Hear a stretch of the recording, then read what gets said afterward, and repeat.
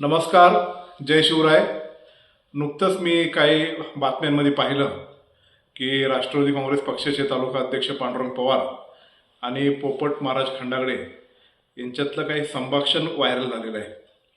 तर ते आता येणाऱ्या जिल्हा परिषद निवडणुकीमध्ये तांबे बारो गटामध्ये उमेदवारी कशी आणि कोणाला द्यायची याच्या बाबतीत ती चर्चा आहे.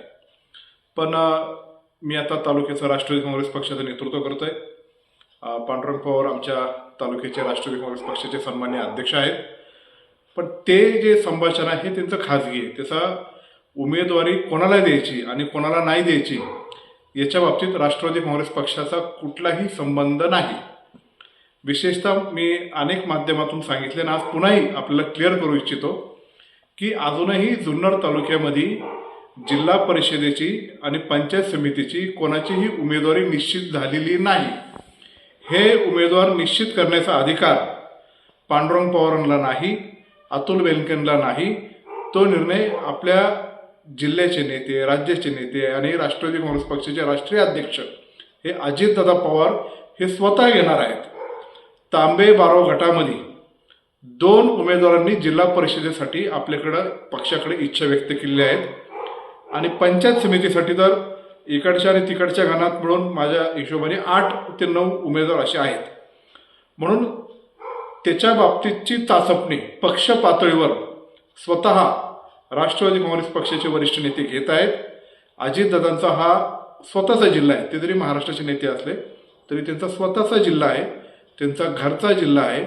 त्यांचा जुन्नर तालुका हा घरचा तालुका आहे. म्हणून इथल्या प्रत्येक गावांची, प्रत्येक गटाची, प्रत्येक नेत्यांची एक चांगली ओळख आहे. त्यांना त्याच्यामधली माहिती आहे. जसं अतुल बेनके अजितदादाच्या जवळ आहेत तसे अनेक नेते दादांच्या जवळ आहेत. म्हणून ते जे विधान आमचे तालुका अध्यक्ष आणि पोपट महाराज यांच्यामधील झालेलं आहे त्याच्यावर कुणीही काही निष्कर्ष काढण्याची काही गरज नाही. ते तथ्यहीन आहेत.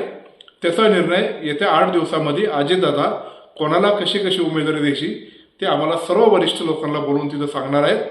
आणि जरी एखाद्या गटामध्ये 2 इच्छुक असेल, 3 इच्छुक असेल तर ते सर्व उमेदवार असतील, त्यांचे समर्थक असतील, त्यांना समोरासमोर बोलून आपल्याला एकालाच उमेदवारी द्यावी लागणार आहे.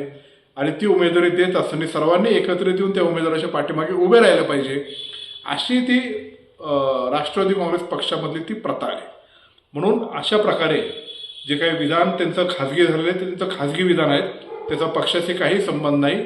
तांबे बारो जिल्हा परिषद गटाच्या उमेदवारी बाबतीत अजितदादा पुढच्या 8 दिवसात निर्णय घेणार आहे आणि तो जो निर्णय घेणार आहे तो अधिकृतपणे काही दिवसामध्ये आम्ही प्रेस कॉन्फरन्स घेऊन हे तुम्हाला निश्चित प्रकारे कळू.